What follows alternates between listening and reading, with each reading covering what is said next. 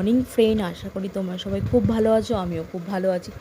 ঘরে বসে বসে থেকে একটু টক জাতীয় কিছু খেতে ইচ্ছা করছিল, কিন্তু কী খাই বুঝতে পারছি না। দেখলাম হাতের কাছে একটা চালতা, আমি চালতাটা কেটে ওটাকে নুন হলুদ জলে ভিজিয়ে রাখলাম, কষটা বেরিয়ে আসবে।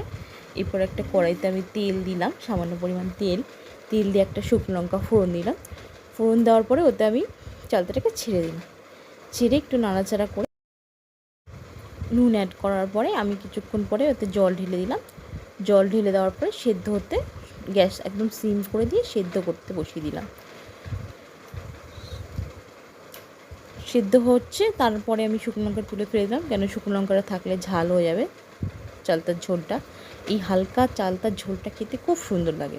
একটু চিনিটা বেশি করে দিতে হয়, তাহলে খুব ভালো লাগে খেতে। এই কচি চালতা খাওয়া খুব ভালো স্বাস্থ্যের পক্ষে। আপনারা করে দেখবেন, আমার তো খুব ভালো লাগে এই পাতলা চালতার ঝোল। যদি আমার